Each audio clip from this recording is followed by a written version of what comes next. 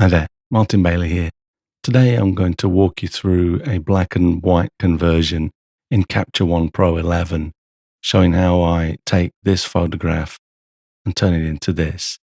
So as you can see, I like nice contrasty black and whites quite a lot of the time. And so we've got little bit to do.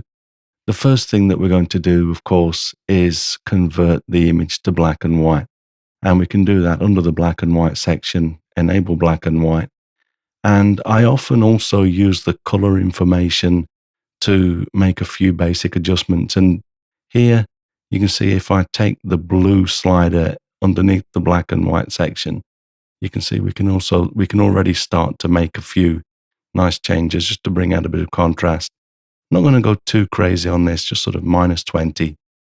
And then while still working only on the background, we're going to make a few other adjustments. I'm going to go to the levels panel, and we're going to bring the white point down to, let's see, let's go to around there.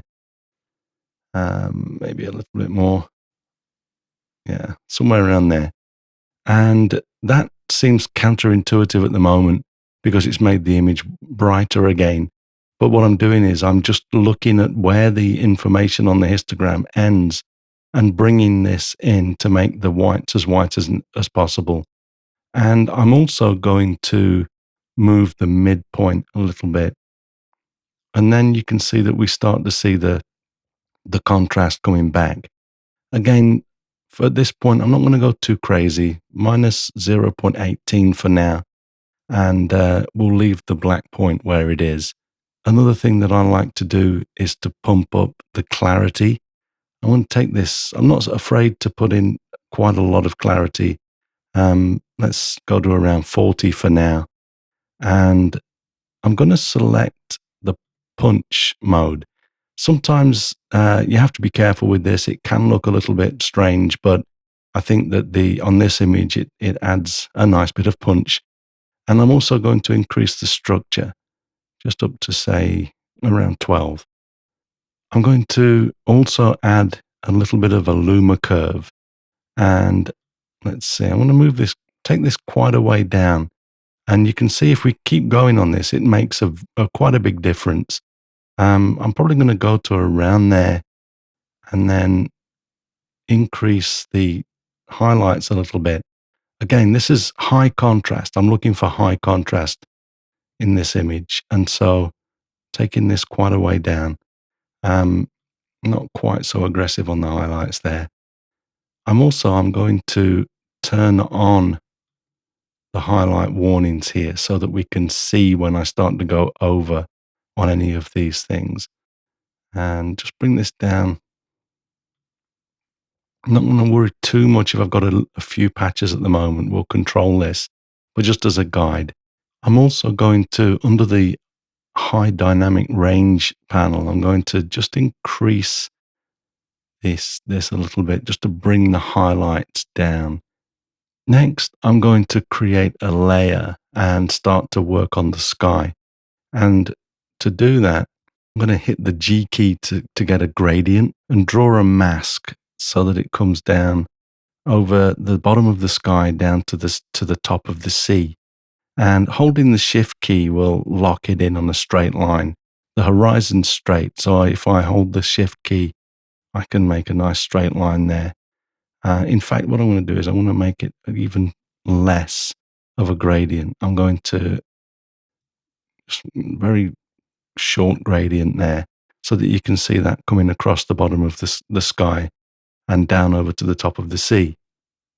The next thing I'm going to do is add a pretty aggressive luma curve to this sky again.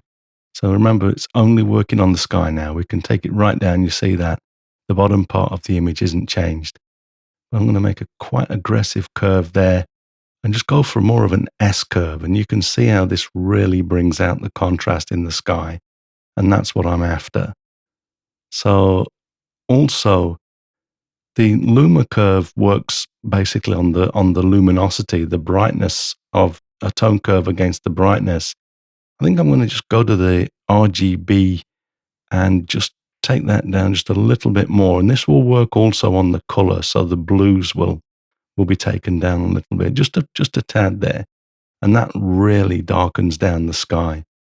As we do that, we can see that we're going to hold down the space bar and click here to zoom in. You can see that we also have some dust spots showing up now that we're increasing the contrast. So I'm going to hit O for a dust removal tool. And then there's another one over here. Just get rid of those. And then the next thing I'm going to do is add a little bit more clarity just to this layer. And again, I'm really just looking to bring out the contrast, and maybe don't need to go too totally crazy. Just I want a little bit more, and I'm going to leave it in punch mode there. Looking at the sky now, the only thing that I really want to do now is to just bring down the brightness of this patch around the bottom here.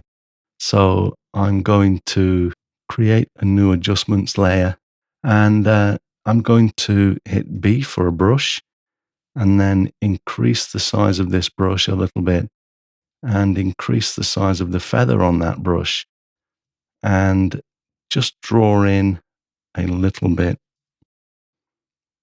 around here and perhaps increase the feather a little bit more. We can do this after the event now as well. And just draw over here. And then I am going to just go in and change the feather just to increase that a little bit more.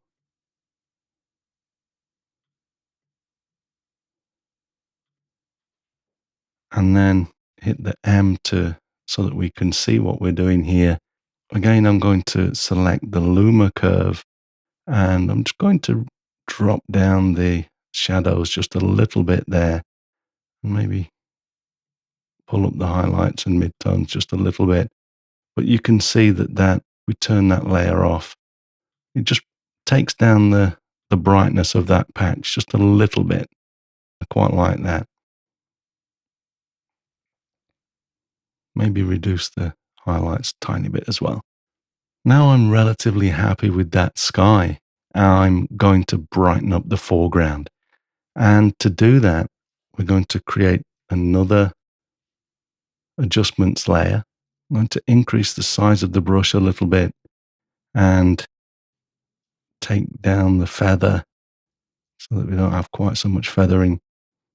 And then I'm going to make a relatively rough paint over here. And I'm not going to worry too much if I go over a little bit because we're going to refine this with the new refine mask tool in a moment. I just want to make sure that I've got all of the snow selected. And we could go through and just fill this, but be quick. We can just paint it over the whole of the foreground. You could also do this with a gradient and then refine it. But at that point, we see that I've got pretty much all of the snow is selected.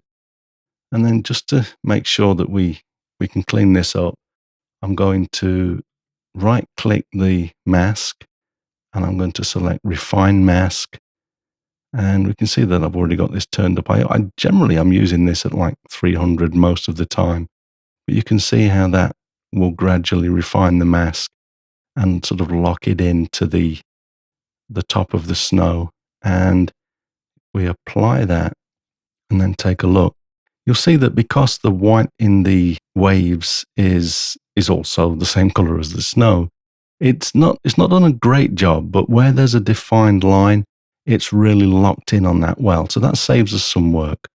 The next thing I'm going to do is I'm going to hit my E key to select the erase brush and just take that size down a little bit and then just quickly go over and remove the parts of the mask that are over the waves just to clean that up. Doesn't need to be perfect.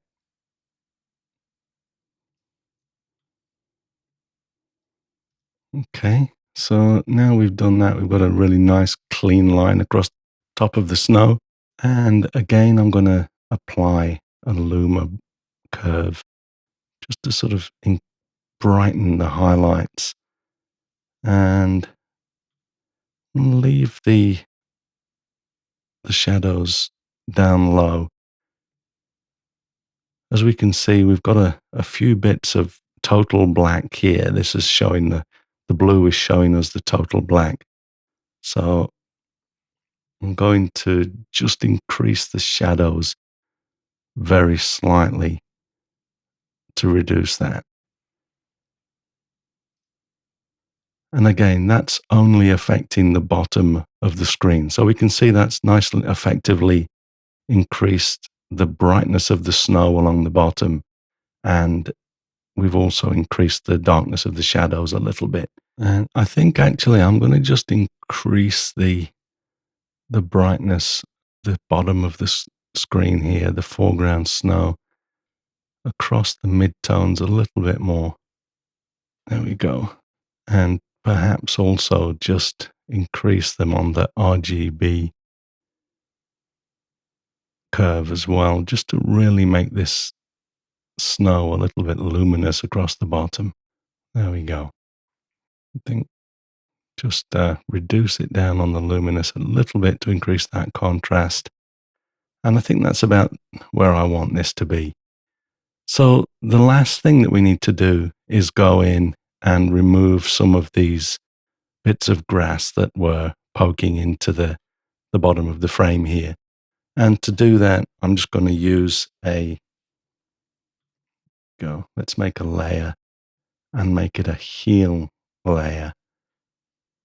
And then with the brush,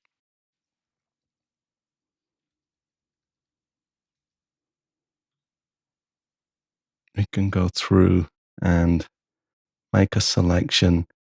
And then I'm going to try and use this selection a number of times. So I'll put it somewhere that we can perhaps get away with making more than one selection before it starts to clone itself. There you go. We see now that we've got a little bit of that last one. I've got caught something else. So I'm going to use the Control Z key to get that back. And then I'm going to hit my shortcut to make another heel layer and start the process again. And just try to pull this in to a point where we're not going to get any artifacts copied in. There you go. Look, we've got a bit of another piece of cloned out grass coming into that.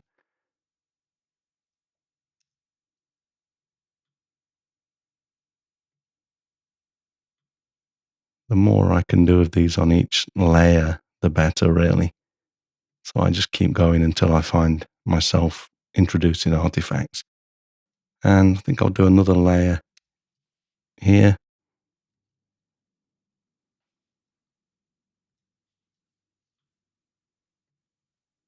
I think that's about it. And with those all cleaned up, you see that that's sort of just refined the photograph a little bit around the borders. So that's about it. How to take this photograph to this photograph in a few relatively easy steps. Thanks for watching.